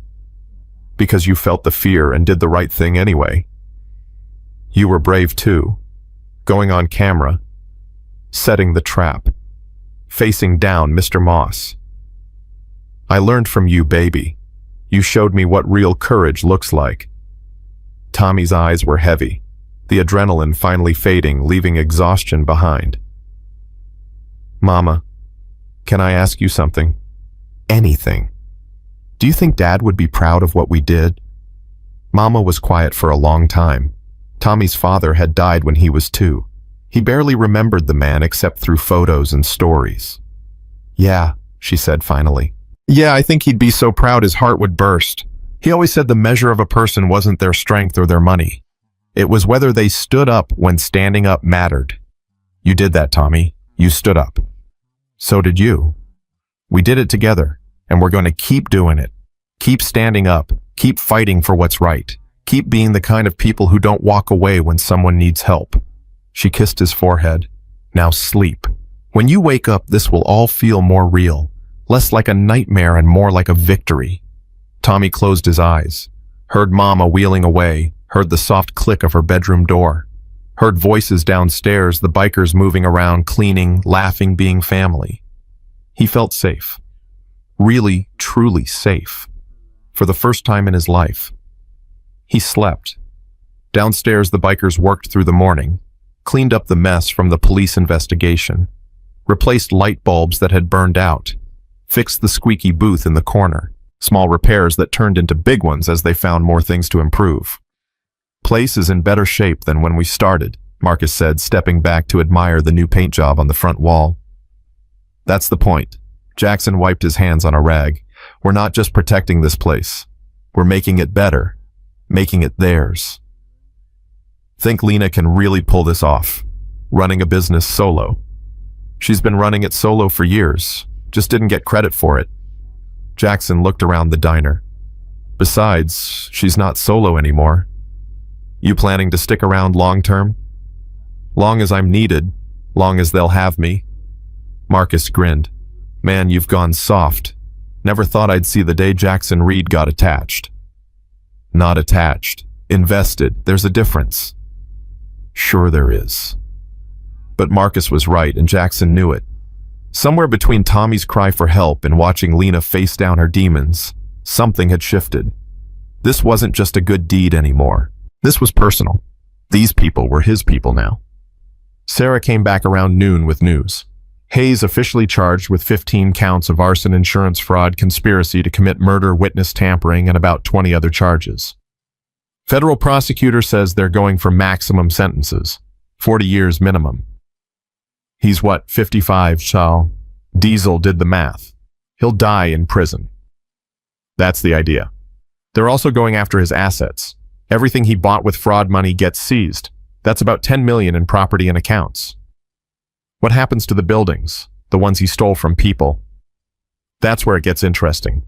Prosecutor is recommending the seized properties be sold, and proceeds go to a victim compensation fund. Everyone Hayes hurt gets a piece of justice. Betty burst into tears. My nephew, Frank. All those people who lost their homes, their businesses, they'll actually get something back. They'll get something. Not everything. Money can't undo damage, but it's acknowledgement. It's the system saying you were wronged and we're trying to make it right. Jackson felt something loosen in his chest. This was why they'd fought, not just to stop one bad man, but to show that fighting back mattered, that justice, real justice, was possible when people stood together. When does Lena find out? He asked. Official notification probably tomorrow, but I figured she should hear it from friends first. Sarah pulled out her camera. Speaking of which, I want to do a follow-up story. Show the diner reopening. Show the community coming together. Turn this from a crime story into a hope story. You'll need to clear it with Lena. Already did. Called her an hour ago. She said yes. Of course she did. Lena Washington, who'd spent years invisible, was done hiding. They opened the diner at 5 p.m., just in time for the dinner rush. The line stretched around the block. Customers who'd heard about the attempted arson. Neighbors who wanted to show support. People Hayes had hurt who wanted to see the place that stood up to him. They came in waves, filling every booth and table, ordering coffee and pie and sandwiches. Lena worked the floor in her wheelchair, taking orders, delivering food, smiling wider than Tommy had ever seen. Betty helped in the kitchen. The bikers bussed tables and poured coffee and laughed with customers who'd once been afraid of them. Tommy stood at the register learning how to make change, how to thank people, how to be part of something bigger than himself. Busy night, a customer said, handing him a $20 for a $10 meal. Keep the change, the man said, for standing up to Hayes, for showing the rest of us it's possible. It kept happening. Customers leaving huge tips, paying double, triple what they owed. By 8 p.m., the register was overflowing with bills and coins. Mama, look, Tommy showed her the money. People are giving extra. They're not giving to us, baby. They're giving to the idea of us, to what we represent. She touched his face.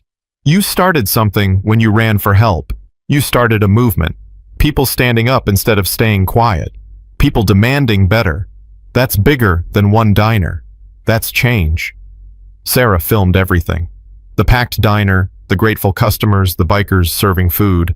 Lena's smile. She interviewed people at their tables. Why'd you come tonight? she asked an elderly man. Because I'm tired of being scared. Tired of watching bad people win. These folks showed me you can fight back and survive. That's worth supporting. What does this place mean to you? Hope. Plain and simple. Hope that the world's not as dark as it seems. Interview after interview, the message was the same. The diner had become more than a restaurant. It was proof that ordinary people could stand up to power and win. At 10 p.m., they finally closed. The last customers left with full stomachs and lighter hearts. The bikers cleaned up while Lena counted the day's earnings. We made more today than we usually make in a week, she said, staring at the totals. This is impossible. This is what happens when people believe in something, Jackson said. They show up, they support, they make sure good things survive. Lena wheeled over to Jackson, took his hand. I was wrong about bikers, about you, about everything. Her voice shook. I thought keeping my head down would keep us safe, but you showed me that standing up is what keeps us safe, fighting back, having people who'll fight with you. You were never wrong, Lena. You were surviving the only way you knew how. But surviving and living are different things. Now you get to live. We get to live, all of us, together. She pulled him down and hugged him tight. Jackson hugged back, careful of her chair, careful of her fragile bones, but fierce in his protection. Tommy watched from the register. Watched his mama find strength in community. Watched the bikers find purpose in protection. Watched the diner transform from a place of fear into a place of hope. Outside, the motorcycles gleamed under streetlights. Inside, family gathered around tables sharing food and stories, and the knowledge that they'd faced evil and won. Tomorrow would bring new challenges, always did. But tonight, they had victory. They had each other. They had proof that courage mattered and kindness won, and the world could be better if people were brave enough to make it so. Tommy curled up in a booth, too tired to make it upstairs. Mama wheeled over and sat beside him. Jackson and the bikers settled in at other tables, nobody wanting to leave, nobody ready for this night to end. Mama, Tommy's voice was drowsy. Yeah, baby. I think we're going to be okay. Yeah, she said, stroking his hair.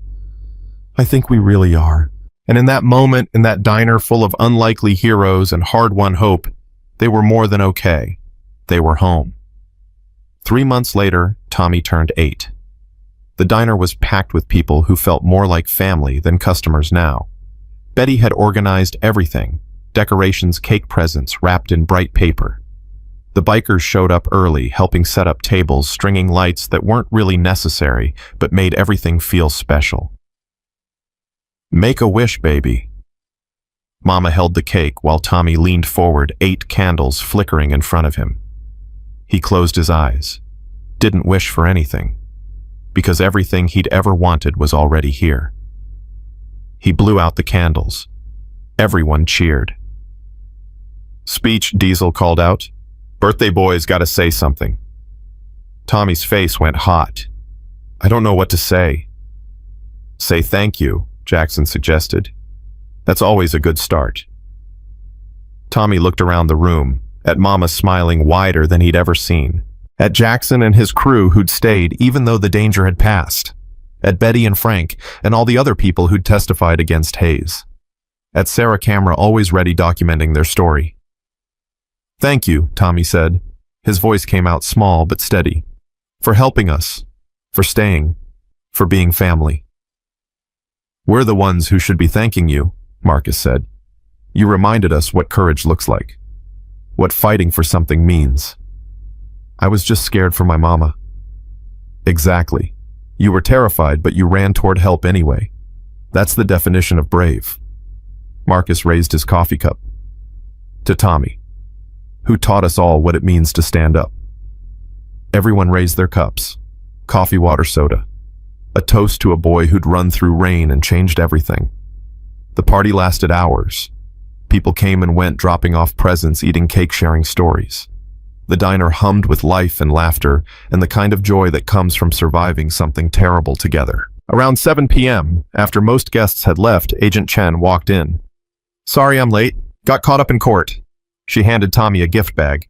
Happy birthday. Tommy pulled out a FBI junior agent badge.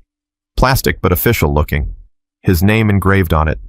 "For your bravery in helping us take down a major criminal," Agent Chen said formally. Then she smiled. "And because every kid should have a cool badge." "Thank you." Tommy pinned it to his shirt immediately. "How's the case going?" Jackson asked. "Hayes pleaded guilty last week. 42 years in federal prison. No possibility of parole. Derek Moss got 25 years for his cooperation." Agent Chen sat down, accepted coffee from Mama. "The Victim Compensation Fund is being distributed next month. Everyone Hayes hurt will get restitution." "How much?" Betty asked. "Depends on the individual damages. But we're talking 6 figures for some victims. Enough to rebuild, to start over properly."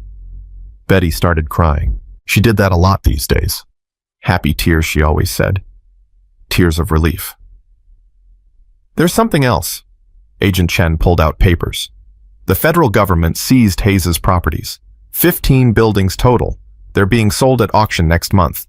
Thought you might want to know in case you're interested in expanding." "Expanding?" Mama laughed. "I can barely handle this one diner." "You're handling it fine. Better than fine. You've tripled revenue in 3 months. People come from 3 towns over just to eat here." Agent Chen pushed the papers across the table. "I'm not saying you should buy anything. Just saying you've earned the right to consider possibilities." Mama stared at the papers like they might bite.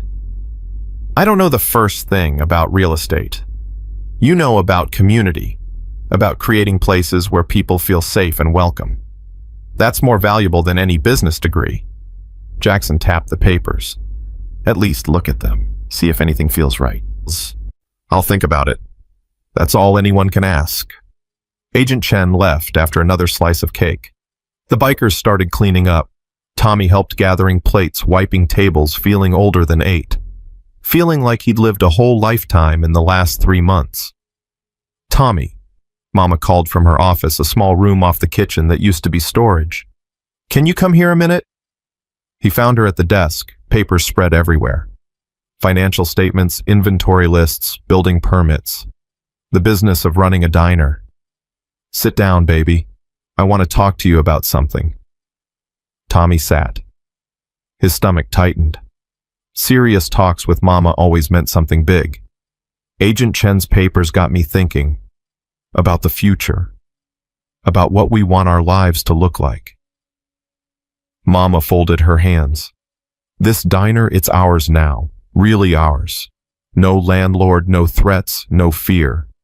We can do anything we want with it. It's perfect how it is.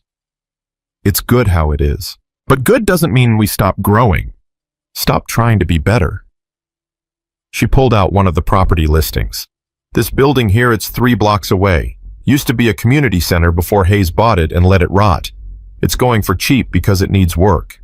What would we do with a community center? I don't know yet. Maybe nothing. Maybe something important." Mama's eyes were bright. "But I keep thinking about all those people who helped us, who testified, who stood up to Hayes. They deserve a place that's theirs, a place that represents what we did together." "You want to buy it?" "I want to consider buying it. Big difference." She touched his hand. "But I won't do anything without talking to you first. We're partners now, you and me. What we build together." Tommy looked at the listing. The building was big, 3 stories, lots of windows. In the photo, it looked sad and abandoned. What would Jackson say? Why don't we ask him? Mama called Jackson into the office, showed him the listing. He studied it for a long time. It's a gut job. Needs new electrical, new plumbing, probably new everything. He looked up. But the bones are good, structure's solid. With enough work, enough money, enough vision, it could be something special. Could you help you and your crew? I'd pay fair wages. More than fair. You don't need to pay us. Yes, I do. This isn't charity anymore. This is business. If we're going to do this right, everyone gets compensated fairly. Mama's voice was firm. I won't build something good on the backs of people working for free. Jackson smiled. When do we start? I need to talk to the bank. Need to see if they'll give me a loan. I've got the money from the diner. Got my share of the compensation fund coming, but it might not be enough. It'll be enough. Banks love success stories. And Lena, you're the best success story this town has seen in years. Over the next 2 weeks, Mama met with banks, lawyers, contractors. Came home exhausted every night, but energized too. Like she'd found something she didn't know she was looking for. Purpose beyond survival. The bank approved the loan. Mama bought the building for $60,000. A steal, the real estate agent said. A risk, Mama said, but a risk worth taking. The bikers started renovations the following Monday. Tore out rotted wood and moldy drywall. Replaced wiring that should have been condemned years ago. Found structural problems that needed fixing and fixed them. Tommy came after school every day. Helped carry supplies. Held tools. Learned how to measure and cut and build. Jackson taught him. Patient and thorough, never rushing, always explaining why they did things certain ways. You're good at this, Jackson said one afternoon. They were installing new windows together. Got steady hands. Good instincts. I like building things. Making something new from something broken. That's a good way to live. Always trying to build instead of tear down. Jackson secured another window frame. Your mama's doing that with this whole project. Taking something Hayes destroyed and making it into something that helps people. What's it gonna be, the building, I mean? Mama won't tell me. Because she wants you to help decide. She's got ideas, but nothing final. That night at dinner, Mama spread drawings across their kitchen table. Blueprints, floor plans, possibilities. I've been thinking about what this town needs, what our community is missing. She pointed to the first floor. Here I'm thinking a free kitchen, not a soup kitchen, something better. A place where anyone can come get a hot meal, no questions asked, no shame attached. Like the diner. Like the diner, but bigger, more organized. We'd need volunteers' donations, but I think we could feed 100 people a day if we tried. Tommy studied the plans. What about upstairs? Second floor could be meeting rooms, places for community groups to gather, support groups, job training, ESL classes, whatever people need. She flipped to another drawing. Third floor is trickier. I'm thinking housing, short term. For people in crisis, women fleeing bad situations, families who lost their homes. A safe place while they figure out next steps. That's a lot. Too much. No, it's perfect. Tommy traced the drawings with his finger. It's like what Jackson and the bikers did for us, but for everyone. Exactly. Mama's eyes shone. We got help when we needed it. Now we pass it forward. Create a place where help is always available. What are you going to call it? Mama was quiet for a moment. I was thinking Tommy's Hope. Because you started all this. Your courage opened doors I didn't know existed. Tommy's throat went tight. You can't name it after me. Why not? Because I didn't do it alone. You fought too. Jackson and the bikers. Betty and everyone who testified. Sarah who told the story. We all did it together. Then what should we call it? Tommy thought hard. Hope House. Simple. True. A house built on hope. Mama smiled through tears. Hope House. Yeah, that's perfect. They worked on Hope House for 3 months. The bikers put in hours after their day jobs. Volunteers from the community showed up on weekends. Betty organized supply drives. Sarah ran stories on the local news, bringing in donations and support. Slowly, impossibly, the building transformed. Fresh paint covered walls that had been tagged with graffiti. New windows let in light that had been blocked for years. The kitchen gleamed with commercial appliances donated by restaurants that heard their story. The meeting rooms filled with tables and chairs. The third floor apartments got beds and dressers and everything someone starting over might need. Tommy watched it all come together, watched his mama become someone he barely recognized. Still the same woman who'd raised him alone, who'd worked herself to exhaustion, who'd been pushed down and climbed back up. But different now. Stronger. Sure of herself in ways she'd never been before. You know what's changed, Betty said one day. They were painting a meeting room together. Lena used to apologize for existing, would say sorry for taking up space, for asking questions, for needing help. Now she walks into rooms like she owns them. She does own them, Tommy pointed out. Betty laughed. True. But it's more than that. She owns herself now. Her power. Her voice. That's what Hayes tried to take from her. But she took it back. Hope House opened on a Saturday in June. 6 months after Tommy had run through the rain crying for help. The mayor came. The police chief. Agent Chen. News crews from 3 stations. But mostly regular people came. People who'd been helped. People who wanted to help. People who'd heard the story and wanted to be part of what happened next. Mama gave a speech from her wheelchair on the front steps. Tommy stood beside her. Jackson and the bikers flanked them like an honor guard. 6 months ago, I was a woman who'd given up hope, who'd accepted that the world was cruel, and the only way to survive was to keep your head down and take whatever came. Mama's voice carried across the crowd. Then my son refused to accept that. He ran for help. He believed good people existed, and he found them. She gestured to Jackson, to the bikers, to Betty and Frank, and all the others who'd testified. These people taught me that hope isn't naive. It's radical. It's revolutionary. It's the most powerful weapon we have against people who profit from our fear. Mama's voice strengthened. Victor Hayes wanted us silent and scared. Instead, we got loud, we got brave, and we built something that will outlast his crimes, something that will help people for years to come. The crowd erupted in applause. Hope House is open to anyone who needs it. No judgment, no requirements except basic respect. If you're hungry, we'll feed you. If you need a place to meet, we'll give you space. If you need safety while you rebuild your life, we'll provide it. Mama looked directly at the cameras, because that's what community means. Taking care of each other, standing up for each other, building hope together. More applause. Tommy felt his chest swell with pride so strong it hurt. Jackson stepped forward, handed Mama a key, the official key to Hope House. This belongs to you, he said. You earned it, you built it, you made hope real. Mama took the key, held it up. Then she handed it to Tommy. No, this belongs to all of us. We built it together. We'll run it together. That's how hope works. It multiplies when you share it. Tommy held the key, felt its weight, understood what it represented.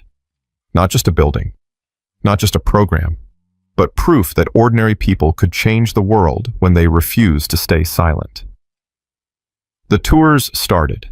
People flowed through Hope House, marveling at what had been built. The kitchen already had volunteers preparing meals. The meeting rooms were booked for the next month. 3 families were moving into the upstairs apartments the following week. It was real. It was happening. It was hope made tangible. That evening, after everyone left, Tommy sat with Mama on the front steps. The same steps where she'd given her speech. The same place where 6 months ago, there'd been nothing but rot and despair. Mama, are you happy? She thought about it. Really thought instead of giving him an easy answer. I'm more than happy. I'm proud. I'm purposeful. I'm free. She touched his face. You did this, baby. Your courage set everything in motion. We did it together. Yeah, we did. She pulled him close. You know what I realized? I spent so many years being afraid of being seen. Afraid people would look at me in this wheelchair and see weakness. But you taught me that being seen is how you change things. You have to stand up or sit up or roll up and say, here I am, I matter, I'm fighting.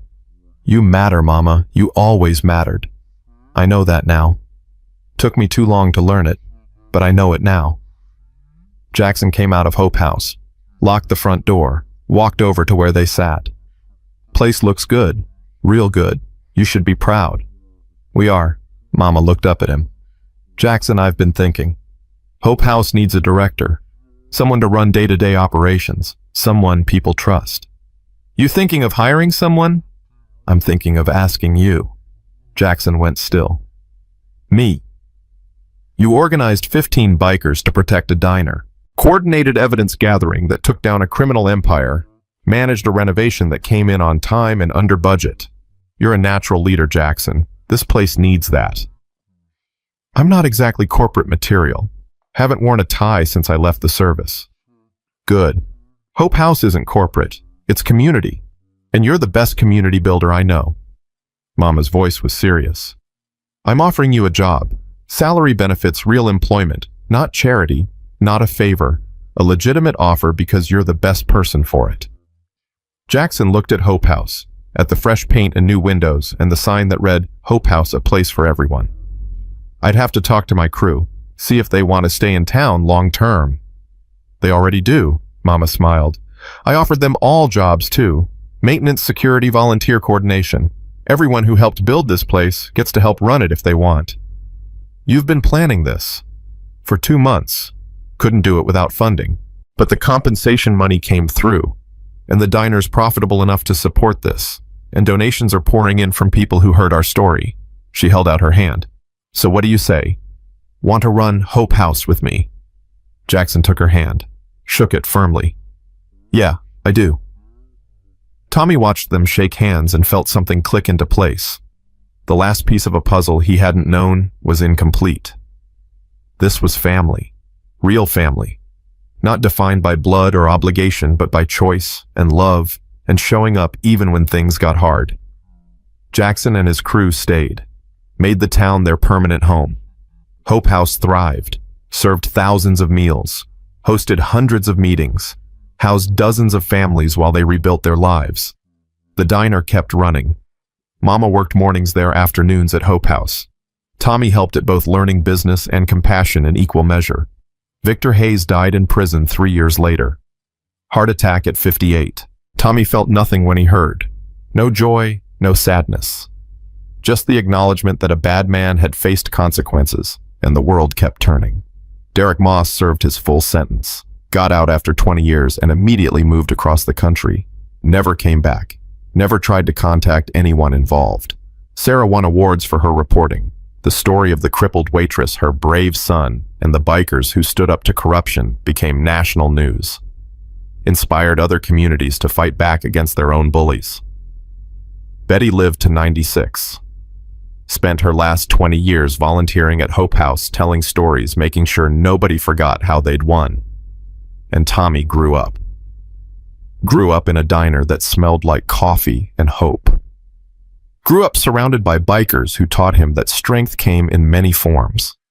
Grew up watching his mama transform from survivor to warrior to leader. He went to college, studied social work, came back to run Hope House when Mama and Jackson retired, expanded it to 3 buildings, then 5, then a whole network of Hope Houses across the state. People asked him all the time where he got his courage, his drive, his absolute certainty that change was possible. He always told them the same story, about a 7-year-old boy who ran through the rain, about a mother in a wheelchair who refused to stay quiet, about bikers who proved that heroes don't always look the way you expect, about a community that stood together and said no more, because that's what hope is. Not some abstract feeling, not wishful thinking. Hope is running barefoot through a storm because someone you love needs saving. Hope is standing up even when you've been knocked down 1,000 times before. Hope is strangers becoming family because fighting for what's right matters more than safety. Hope is refusing to let bad people win just because they're powerful. Hope is building something good from ashes and pain and the stubborn belief that the world can be better. Tommy was 8 years old when he learned what hope really meant. And he spent the rest of his life teaching that lesson to anyone who'd listen, because his mama was right. Hope isn't naive, it's revolutionary. And it changes everything when you're brave enough to choose it.